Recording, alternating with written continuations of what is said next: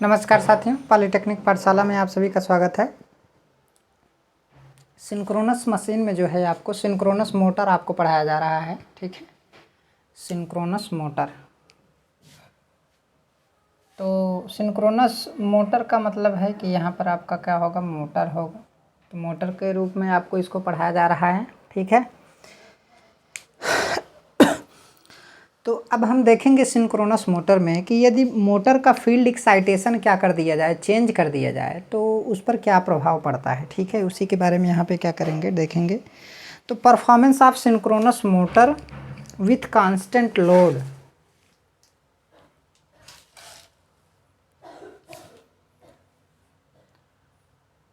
यहाँ पे लिखेंगे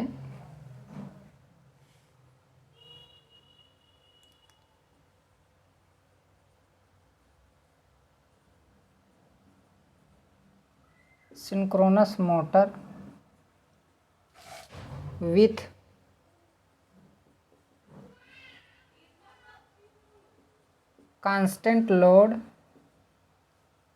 विथ कांस्टेंट लोड एंड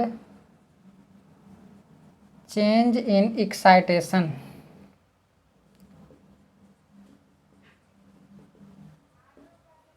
ठीक है, चेंज इन एक्साइटेशन मतलब क्या है कि ऐसी कंडीशन में सिंक्रोनस मोटर आपका क्या होगा, सिंक्रोनस मोटर आपका होगा, उस पर कांस्टेंट लोड होगा, लोड में कोई वेरिएशन नहीं होगा। ठीक है, लोड में कोई वेरिएशन नहीं होगा।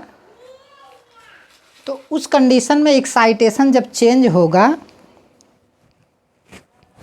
तब सिंक्रोनस मोटर जो है किस तरीके से परफॉर्म करती है, किस पावर फैक्टर पे परफॉर्म करती है, उसी के बारे में हम क्या करेंगे, डिस्कस करेंगे। ठीक है,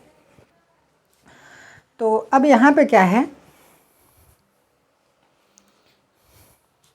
तो सबसे पहले हम देखेंगे कि डीसी मोटर के केस में अगर मैं देखूं तो देखिए, मोटर के केस में जो आर्मेचर में ईएमएफ इंड्यूस होता है उसे बैक ईएमएफ बोलते हैं। मोटर के केस में जो आर्मेचर प्रोड्यूस होता है उसे क्या बोलते हैं, बैक ईएमएफ बोलते हैं।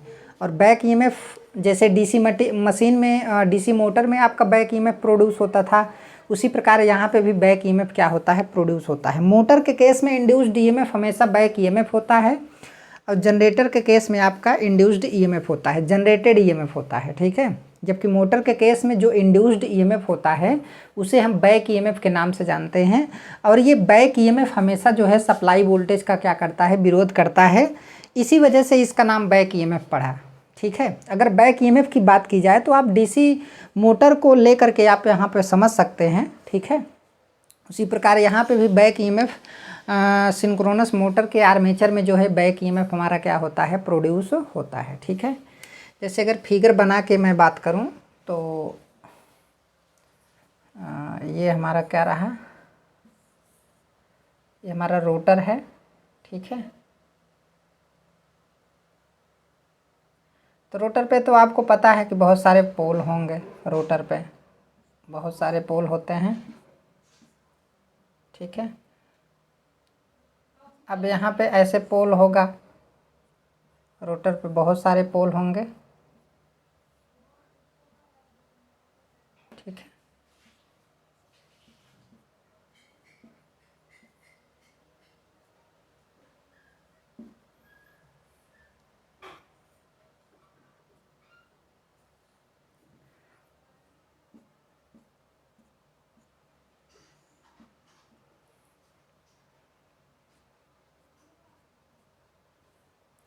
ये हमारा क्या है, रोटर है। ठीक है, एक पे एन होगा, एक पे एस होगा, एक पे एन होगा, एक पे एस होगा, एक पे एन होगा, एक पे एस होगा, एक पे एन होगा, एक पे एस होगा। ठीक है, और इसमें बाइंडिंग भी की जाती है, इसमें क्या की जाती है, बाइंडिंग भी की जाती है। तो बाइंडिंग करने के बाद जो है इसमें डीसी सप्लाई भी दी जाती है। ठीक है, इसमें डीसी सप्लाई भी दी जाती है। प्रत्येक वाइंडिंग में जो है आपका करंट की दिशा क्या होगी, अलग होगी। ठीक है, करंट की दिशा क्या होगी, अलग होगी। ठीक है, सबको आपस में कनेक्ट करके दो टर्मिनल निकाला जाता है। दो टर्मिनल निकालने के बाद इसमें डीसी सप्लाई दी जाती है। तो आप ये समझ लीजिए कि मान लीजिए ये वाला हमारा किससे जुड़ा है, इससे जुड़ा है, ये वाला इससे जुड़ा है, ये वाला जो है इससे जुड़ा है, ये वाला इससे जुड़ा है, ये वाला इससे जुड़ा है, ये वाला इससे जुड़ा है, ये वाला जो है इससे जुड़ा है, और ये वाला यहाँ से हमारा 2 टर्मिनल निकल गया, एक माइनस और एक प्लस, ठीक है, या फिर एक प्लस और एक हमारा क्या होगा, माइनस होगा। और ये हमारा डीसी सप्लाई यहाँ पर दी जाता है ना, ये रोटर है, ये रोटर पे क्या दिया जाता है, डीसी सप्लाई दिया जाता है, ठीक है। और ये हमारा क्या रहा, स्टेटर रहा, ये हमारा क्या है, स्टेटर है। थोड़ा बनाने में तो दिक्कत है, लेकिन मैं आपको समझाना चाहता हूँ।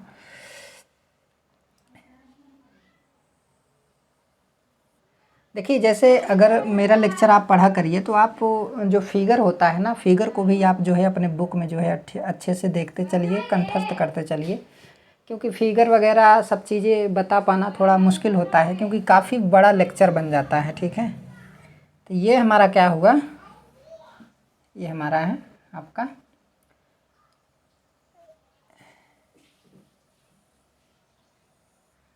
ठीक है। अब इसमें स्लॉट्स होगा, इसमें आप स्लॉट्स बना होगा ऐसे,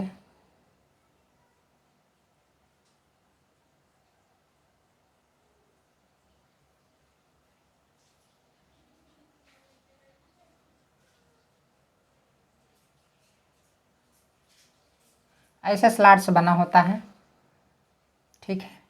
और इसी में क्या रखा होता है, कंडक्टर रखा होता है, इसी में कंडक्टर आपका रखा होता है, ठीक है। ऐसे स्लॉट्स होगा,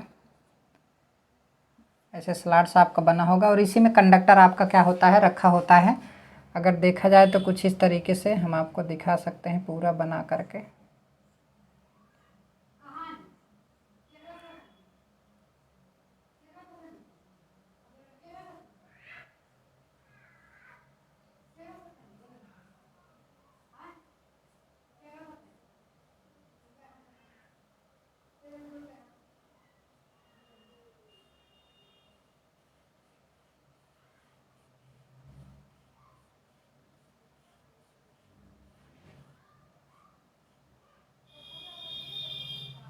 ठीक है, ये इसी में आपके बाइंडिंग की जाती है, जो भी बाइंडिंग होता है, concentric binding, distributed binding, short pitch binding, ठीक है।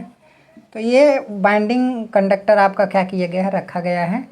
ये आपका क्या है, फ्रेम है, ये आपका फ्रेम है, फ्रेम है, और ये क्या है, कोर है, आर्मेचर कोर है, और ये आपका क्या है, स्लॉट्स है, और ये आपका आर्मेचर कंडक्टर है, आर्मेचर कंडक्टर, ठीक है। और ये आपका क्या है, रोटर है, ये आपका क्या है, रोटर है, ठीक है। और इसी को क्या दी जाता है, यहाँ पे सप्लाई दी जाता है, स्टेटर में 3 फेज सप्लाई दिया जाएगा, स्टेटर में 3 फेज क्या दिया जाएगा, सप्लाई दिया जाएगा, ठीक है। तो ऐसा फिगर होता है। तो मेरा यहाँ पर ये कहने का मतलब है कि यहाँ पर देखिए, ये इनपुट है, ये आपका क्या है, इनपुट है, और रोटर जब घूमेगा तो वो क्या होगा, हमारा आउटपुट होगा, रोटर पर आउटपुट मिलेगा। यहाँ पर जो है स्टेटर पर इनपुट दिया जाता है।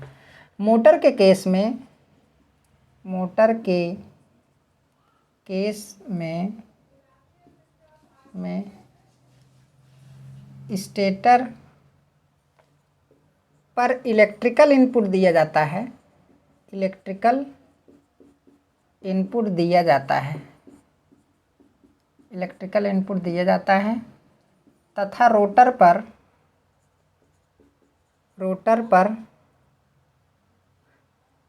आउटपुट प्राप्त होता है, आउटपुट प्राप्त होता है, जो एक मैकेनिकल एनर्जी होती है, जो एक मैकेनिकल एनर्जी होती है, ठीक है, जो एक मैकेनिकल एनर्जी होती है। एक थोड़ा संरचना के आधार पे मैं आपको यहाँ पे बस दिखाना चाहता था कि कैसे होता है। देखिए, यहाँ पे डीसी सप्लाई दी जाती है। वास्तव में डीसी सप्लाई दी कैसी जाती है, अगर डीसी सप्लाई की बात करेंगे तो जैसे मान लीजिए ये हमारा क्या है, रोटर है, यहाँ पे बहुत सारे पोल बने हैं, आप समझ ही रहे हैं, बहुत सारे पोल आपके बने होंगे, ऐसे बनेंगे पोल आपके,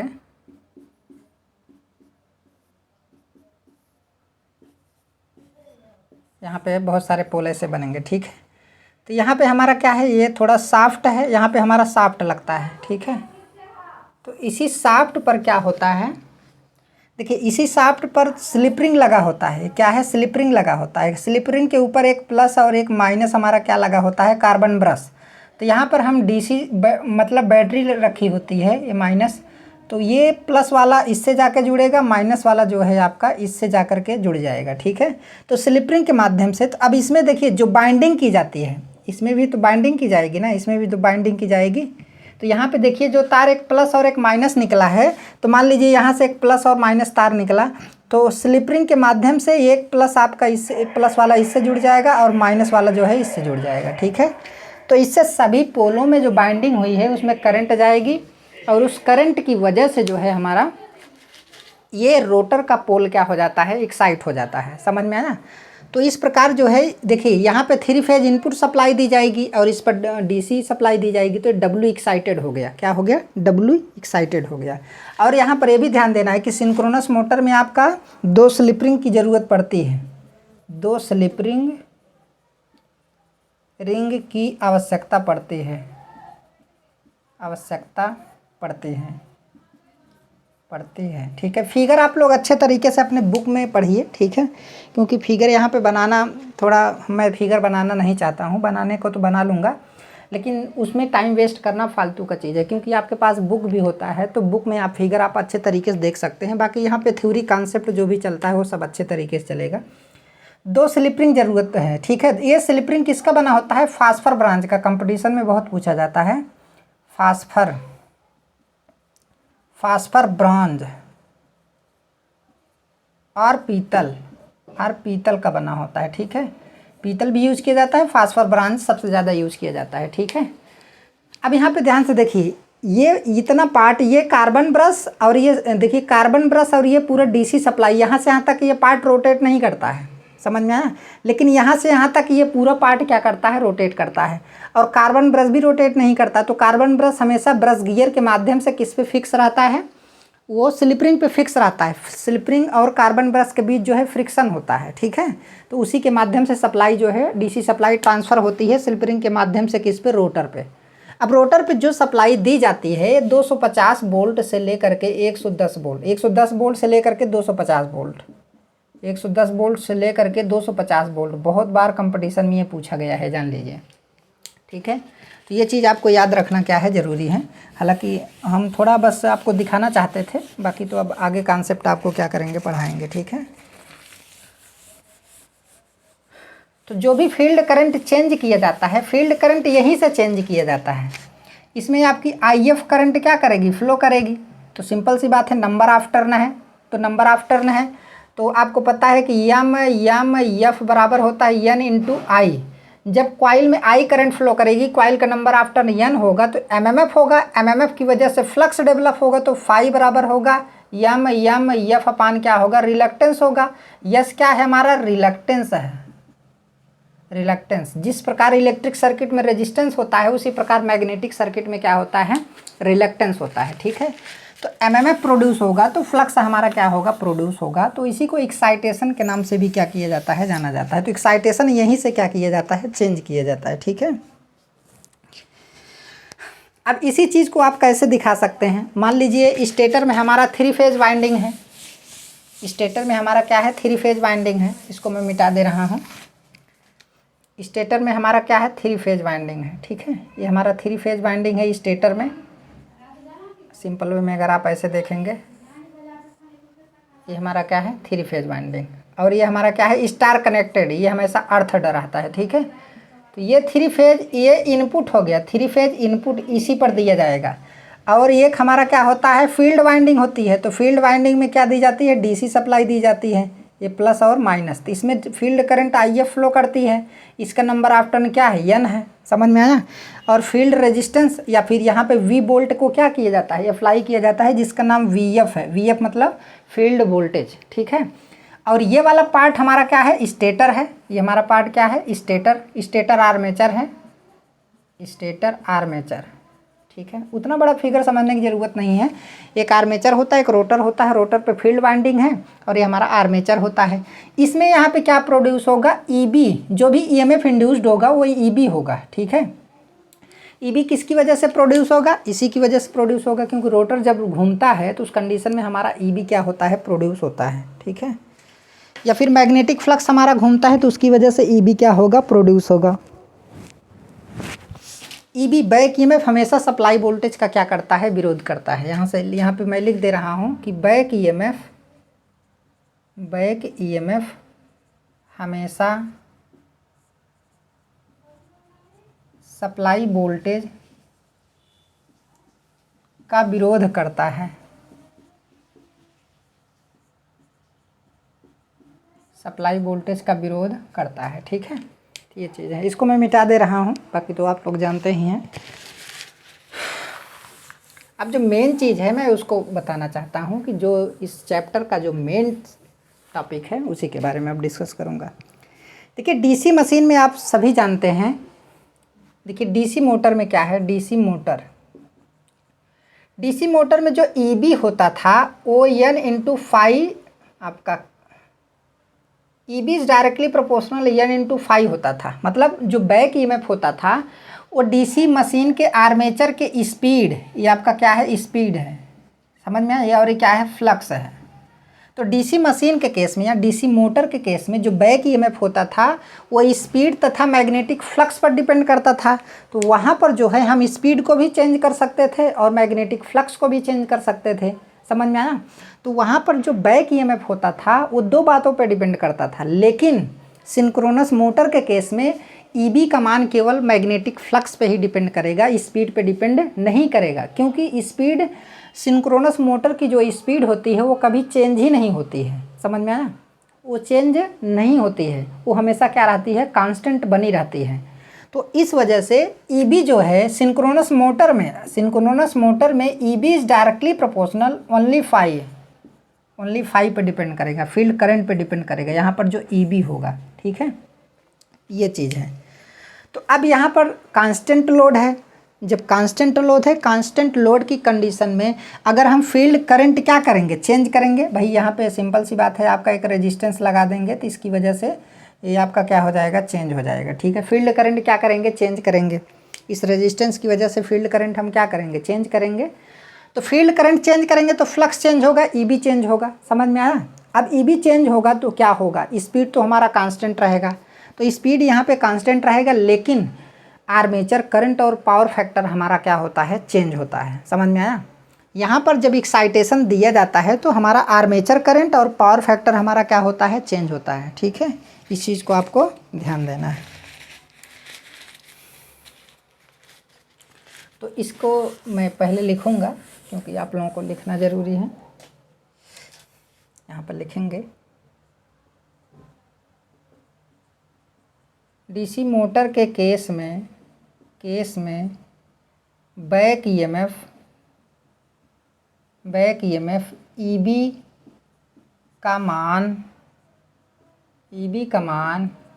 ईबी बराबर के इंटू फाई इंटू एन के अनुसार मैग्नेटिक फ्लक्स फाई तथा आर्मेचर स्पीड एन पर डिपेंड करता है, समझ में आया? एन पर क्या करता है? डिपेंड करता है। लेकिन सिंक्रोनस मोटर में स्पीड एनएस हमेशा कांस्टेंट रहती है। इसलिए सिंक्रोनस मोटर में बैक ईएमएफ ईबी हमेशा केवल फील्ड एक्साइटेशन अर्थात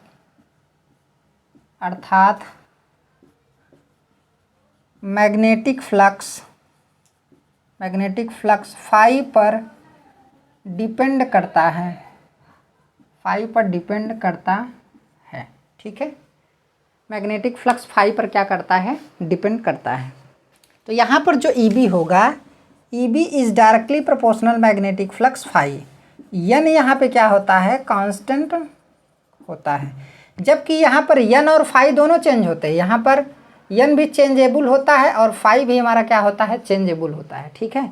लेकिन यहाँ पर जो है स्पीड हमारा कांस्टेंट हमेशा बना रहता है, क्योंकि एब्सोल्यूट कांस्टेंट स्पीड पर मोटर चलती है। अगर मोटर को उस स्पीड से जो है मतलब इधर उधर किया गया तो उसका सिंक्रोनिज्म खो जाएगा और मोटर तुरंत बंद हो जाएगी। वो घूमेगी तो केवल उसी स्पीड से घूमेगी, नहीं तो वो बंद हो जाएगी, ठीक है। इसको मैं मिटा दे रहा हूँ।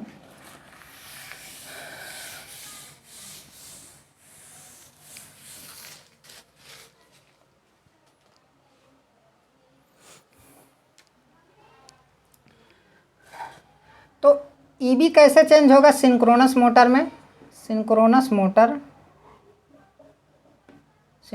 मोटर में देखिए EB is directly proportional phi, ठीक है। EB is directly proportional phi F मतलब फील्ड फ्लक्स। यहाँ पे जो फील्ड फ्लक्स उत्पन्न होगा ना, देखिए phi F is directly proportional IF। तो इस डायरेक्टली प्रोपोर्शनल यहाँ पे क्या होगा, IF होगा। तो EB चेंज होगा मतलब फ्लक्स चेंज होगा, फील्ड करंट चेंज होगा, तो ये सब क्या होगा, चेंज होगा, ठीक है। इसको अब आगे ज़्यादा बताने की ज़रूरत नहीं है, आप लोग समझ गए होंगे। अब आगे का टॉपिक हम यहाँ से क्या करते हैं, स्टार्ट करते हैं।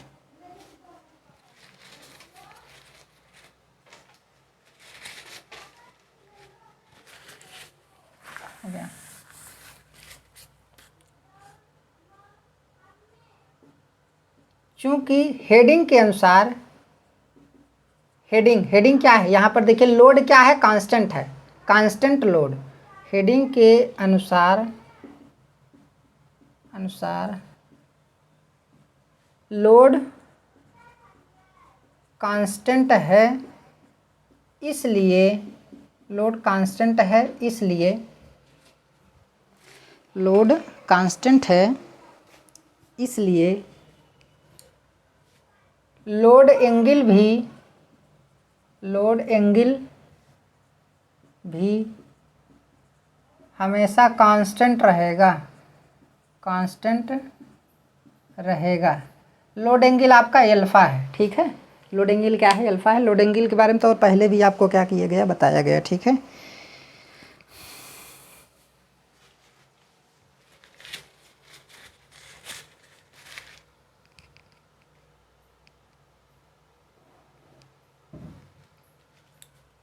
अब इसके बाद क्या है,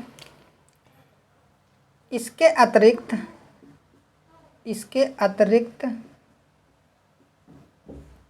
अतिरिक्त सिंक्रोनस मोटर में armature current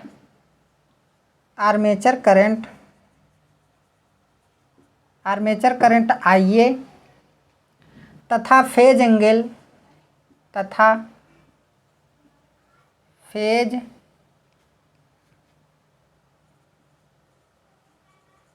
phase angle phi तथा पावर फैक्टर भी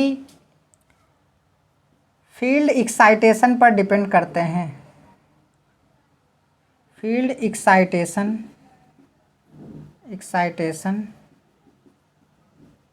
पर डिपेंड करते हैं, ठीक है। देखिए यहाँ पर DC मशीन के केस में जो है पावर फैक्टर तो हमारा हमेशा यूनिटी होता था, क्योंकि DC के केस में हमारा पावर फैक्टर यूनिटी होता है, ठीक है। तो वहाँ पर तो वो अलग बात है।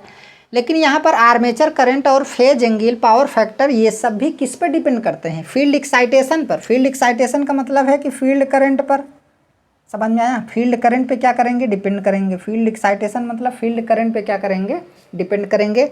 या फिर आप कह सकते हैं कि फील्ड फ्लक्स, आपका फील्ड फ्लक्स पे डिपेंड करेंगे, भाई फील्ड करंट की वजह से ही फील्ड फ्लक्स हमारा क्या होगा, प्रोड्यूस होगा। तो उस पर क्या करते हैं, ये डिपेंड करते हैं। अब कैसे डिपेंड करेंगे, मतलब क्या है कि अगर फील्ड एक्साइटेशन कांस्टेंट लोड की कंडीशन में अगर आप चेंज कर रहे हैं तो एक्साइटेशन जब चेंज होगा तो बैक ईएमएफ हमारा चेंज होगा, लेकिन लोड एंगल कांस्टेंट होगा। अब बैक ईएमएफ चेंज होने की वजह से आर्मेचर करंट चेंज होगी, आर्मेचर करंट चेंज होने की वजह से जो है हमारा पावर फैक्टर भी क्या होगा, चेंज होगा, या फिर पावर फैक्टर भी हमारा क्या होगा, चेंज होगा। ठीक है, तो ये चीज़ है, तो ये चीज़ जानना आपके लिए सबसे पहले ज़रूरी है। ठीक है,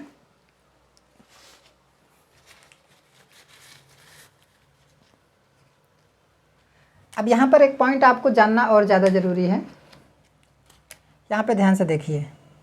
देखिए आईए तथा कास फाई यानी पावर फैक्टर, आईए तथा कास फाई यह दोनों फील्ड एक्साइटेशन पर डिपेंड करते हैं। फील्ड एक्साइटेशन पर डिपेंड करते हैं, पर डिपेंड करते हैं। ठीक है, फील्ड एक्साइटेशन पर क्या करते हैं, डिपेंड करते हैं। इसको मैं मिटा दे रहा हूँ।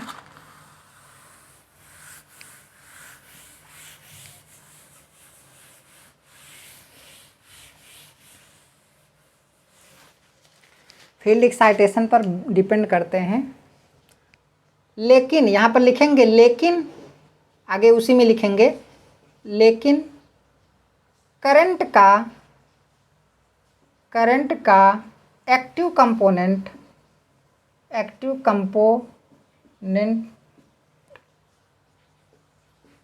हमेशा कांस्टेंट रहता है,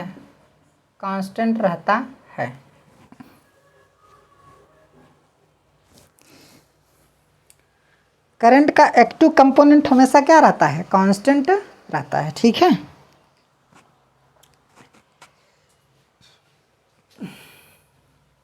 एक्टिव कंपोनेंट क्या है, अब एक्टिव कंपोनेंट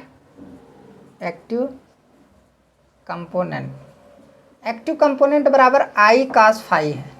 अब सोचिए कि आई कास फाई अगर बढ़ेगा, आई कास फाई में आई अगर बढ़ेगा तो कास फाई क्या होगा, कम होगा। तो इन दोनों का मल्टीप्लिकेशन क्या हो जाएगा, इक्वल हो जाएगा, कांस्टेंट रहेगा। समझ में आया। जैसे मान लीजिए 6 है, 6 बराबर आपका क्या कहते हैं, इसको छोड़ दीजिए, कोई मतलब नहीं है।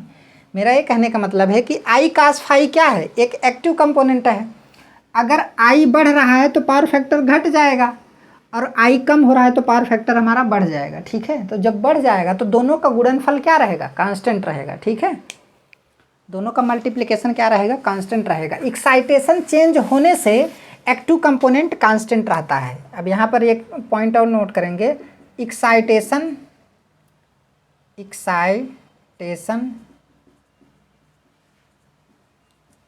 चेंज होने से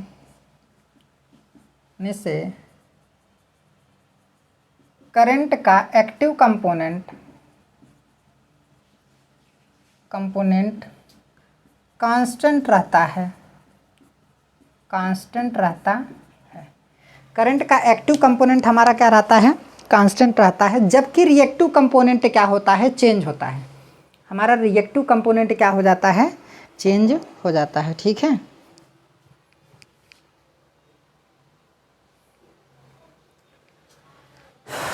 इसको मैं मिटा दे रहा हूँ। और आज का क्लास यहीं तक, बाकी का जो लेक्चर होगा वो मतलब बाकी का जो टॉपिक होगा अगले लेक्चर में पढ़ाया जाएगा, क्योंकि ये वीडियो जो है काफ़ी बड़ा बन जा रहा है। ठीक है, आज का क्लास यहीं तक, धन्यवाद।